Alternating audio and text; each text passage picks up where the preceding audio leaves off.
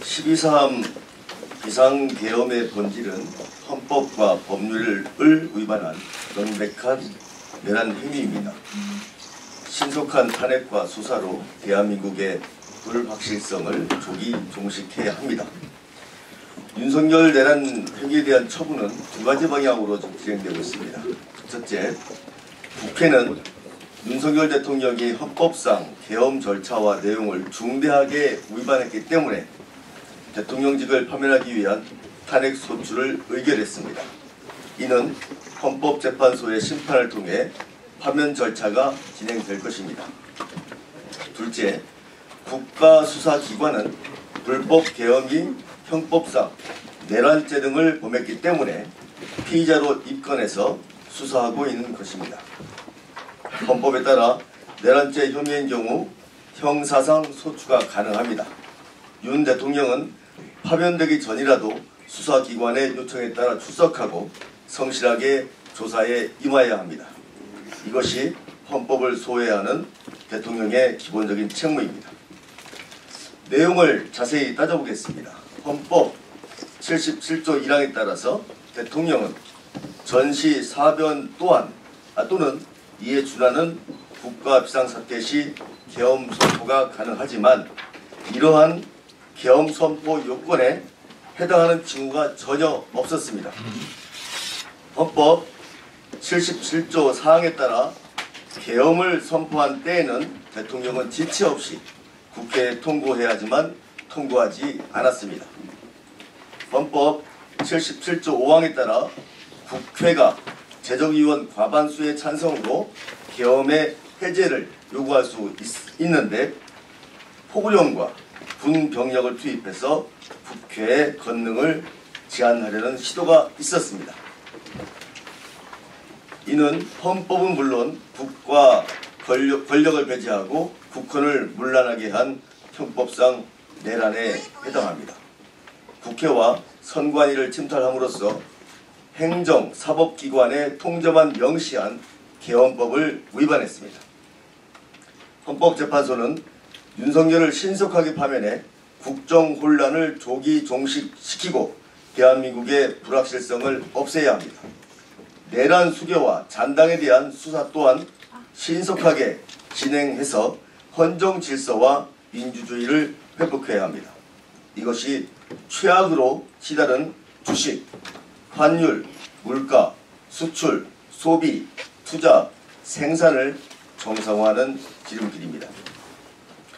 한편 최근 국민의힘 국회의원들은 물론 시도지사들까지 합세해서 사과나 반성 없이 뻔뻔하게 내란을 비호하며 탄핵 심판과 내란 수사를 방해하고 있습니다. 예를 들어서 탄핵 사유에 대한 내란죄를 제외하는 것을 두고 논란을 만드는 것은 의미 없는 논쟁을 통해서 헌법 심판을 지연하려는 술수입니다. 내란 행위는 헌법과 계엄법, 형법을 모두 중대하게 위반했습니다. 이 중 형법상 내란죄 성립 여부는 형사 재판 영역입니다. 수사와 형사 절차를 통해 법원이 판단할 문제입니다. 헌재는 헌법 위반 행위에 초점을 맞춰서 심리하면 되는 것입니다. 어떤 정치적 의도가 있다는 주장은 어불성설입니다. 민주당은 오직 국정혼란 최소화에 역점을 두고 있습니다. 공수처의 내란죄 수사권 논란도 일고의 가치가 없습니다. 공수처는 윤석열의 내란 혐의가 공수처 수사 대상인 직권남용 혐의에 관련 범죄에 해당한다고 보고 수사해왔는데 법원으로부터 체포영장을 발부받아 적법한 수사 권한을 인정받았습니다. 심지어 윤석열 측 변호인단이 제기한 체포영장에 대한 이의신청 또한 법원이 기각함으로써 수사, 체포 권한이 다시 한번 명백해졌습니다. 법원이 정당하게 발부한 체포영장을 자의적으로 판단해서 불법으로 규정하고 무력화하는 시도는 공권력의 근간을 부정하는 행위로 이것 또한 다른 내란 행위임을 명심해야 할 것입니다. 내란 우두머리와 잔당을 완전히 진압하지 않는다면 제2, 제3의 비상계엄 내란이 우리 역사에 재현될 수 있습니다. 위기를 기회로 만들어온 저력이 있는 대한민국 국민을 믿고 지난해 12월 3일 밤 시민의 도움으로 국회 담을 넘은 막중한 책임감으로 국회에서 소임을 다하도록 하겠습니다. 어제 시당 논평을 통해서 네. 그 국민의힘 전국 시도지사 그 성명에 대해서 최민우 시장을 겨냥을 해서 즉각 사퇴하라고 그랬어요. 네네. 이게 어찌됐건 국민의힘 입장에서는 그렇게 시도지사들은 입장을 발표할 수밖에 없었던 상황이고, 네. 과연 이게 내란 동조인지 또 쿠데타 옹호 세력으로 본 것인지 의원님이 시당 위원장님이니까 여기에 대해서 명확한 답변 좀 하면 즉각 사퇴해야 되는 내란 공범이죠. 아니 창피하지도 않습니까? 부끄럽지도 않습니까? 계엄 선포가 됐었거든요. 저 그때 11시 40분에 국회 도착했을 때 헬기가 도착하고 담을 넘고 굉장히 절박한 상황이었었어요. 이게 성공했다고 생각해 보세요. 제 이 자리에 있겠습니까? 맞습니다. 이 자리에 없습니다. 왜 12월 3일 날 그 엄중한 상황을 왜 국민의힘은 잊고 있냐고요? 전 그렇게 생각해요. 공범이죠. 부끄럽지도 않습니까? 창피하지도 않습니까? 21세기의 계엄 선포라니요? 2025년도입니다. 2024년도입니다. 지금 뭐 1980년대입니까? 말이 안 되는 거지요. 성공했어 봐요. 저는 그날 상황을 다 목격했기 때문에 양심적인 군인들을 봤어요. 총까지 들고 왔거든요. 실탄을 장전했는지 안 했는지 모르겠지만 어제 언론 보도에 따르면 5만 발을 가지고 왔다는 거잖아요. 정말 양심적이고 선량한 군인들이 아니었더라면 저 이 자리 아마 서 있지 못했을 겁니다.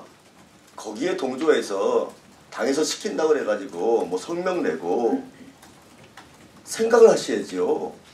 어제 그 내란 특검이 198표로 또 어제 부결이 됐습니다. 2표가 부족해가지고 이제 당론 국민의힘 당론으로 이제 해가지고 어제 부결됐는데 실제로는 제가 개인적으로 국민의힘 의원들을 만나보고 나면 계엄 관련해서 상당한 분개를 가지고 있어요. 그럼에도 불구하고 당론이기 때문에